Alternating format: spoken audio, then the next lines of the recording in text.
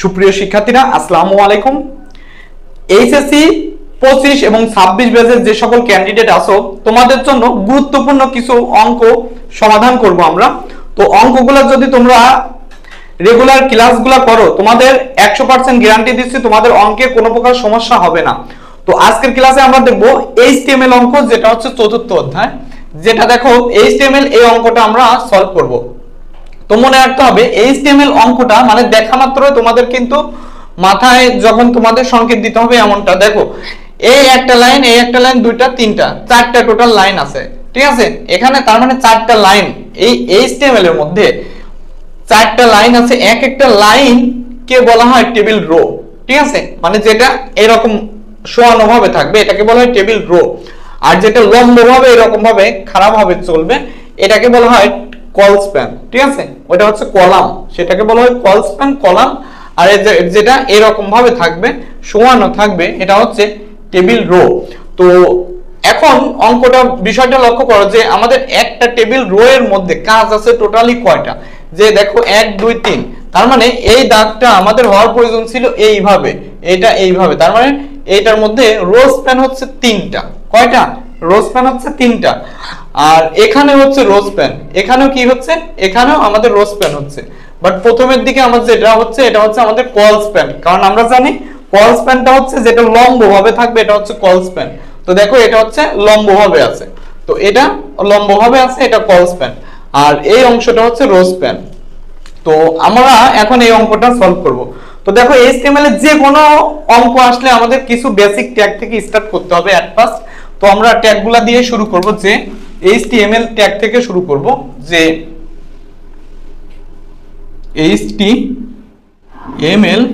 HTML এর পরে বন্ধুরা আমাদের যে কাজ সেটা হচ্ছে হেডের কাজ। তো তোমরা যদি অনেকে চাও যে হেড দিব না একবারে বডি থেকে স্টার্ট করব, সেটাও হবে, কোনো প্রকার প্রবলেম নেই।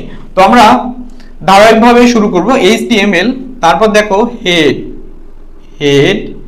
হেডের পরে কাজ হচ্ছে টাইটেল, অর্থাৎ হেডের মধ্যে থাকে হচ্ছে টাইটেল থাকে। টাইটেলটা আমাদের কি নামে সেভ করব, মানে আপনারা একটা বিষয় দেখবেন যে একটা নাম্বার যখন আপনাদের কাছে থাকবে নাম্বারটা একটা নামে, নির্দিষ্ট একটা নামে সেভ করা হবে। তো সেম রকম ভাবে এই অঙ্কটা সেভ করার ক্ষেত্রে কি নাম দেওয়া হবে, তো টাইটেলটা আমরা লিখলাম টেবিল, ঠিক আছে। টাইটেলটা কি? টেবিল। তো টাইটেলটা এখন কি করব, টাইটেলটা শেষ করব। দেখো এর মধ্যে তো এই হচ্ছে হেড, হেডের মধ্যে শুধুমাত্র টাইটেলটা থাকবে। তো হেডটা আমরা কি করব, এখন হেডটা আমরা ক্লোজ করে দিব। দেখো হেডের পরে আমাদের কাজ হচ্ছে বন্ধুরা বডির কাজ, হেডের পরে কাজ হচ্ছে বডির কাজ, BODY। বডি বলতে বডির মধ্যে পুরো অংশটা থাকবে, আর এটা হচ্ছে হেড, আর বডির মধ্যে পুরো অংশটা থাকবে, অল বডি। তো বডির পরে আমাদের বডির মধ্যে থাকবে হচ্ছে টেবিল বর্ডার। তো টেবিল বর্ডার, টেবিলের মধ্যে বর্ডারগুলো কি রকম সাইজ হবে, এটা হচ্ছে টেবিল বর্ডার। তো 2 দিলাম, তার মানে টেবিলের বর্ডারগুলো, লাইনগুলো মোটামুটি এইরকম সাইজ হবে, স্বাভাবিক একটা সাইজ হবে, মিডিয়াম সাইজ হবে, এটা হচ্ছে 1 বা 2 দিতে পারে।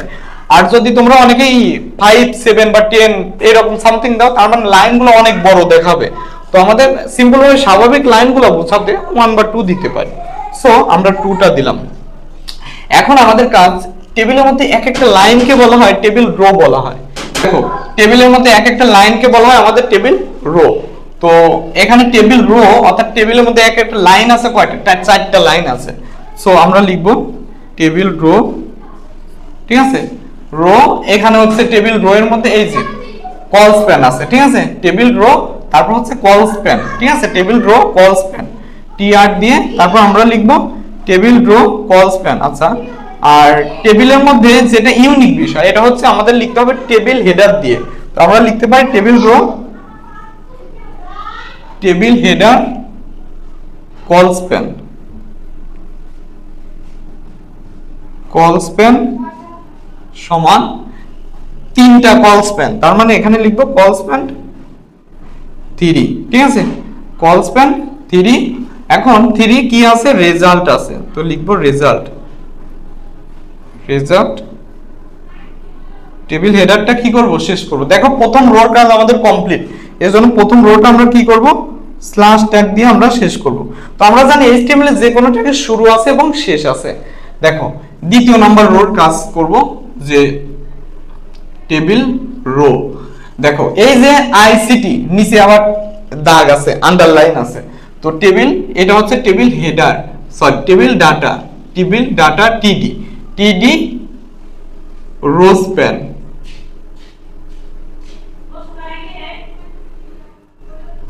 টিডি রো স্প্যান কয়টা ঘর নিয়ে আছে? দুইটা ঘর নিয়ে আছে রো স্প্যান, ঠিক আছে। আর আইসিটি আচ্ছা দুইটা ঘর নিয়ে আছে এবং নিচে আন্ডারলাইন আছে, এজন্য ইউ লিখলাম, ঠিক আছে। দুইটা ঘর নিয়ে আছে, আন্ডারলাইন আছে, এজন্য ইউ লিখলাম। আর কি আছে? আইসিটি আছে, ঠিক আছে, আইসিটি আছে। তো আন্ডারলাইনটা আমরা কি করব? শেষ করব, ঠিক আছে, আন্ডারলাইন শেষ করব। আমাদের এখন টিডির কাজটা আমরা কি করব? শেষ করব।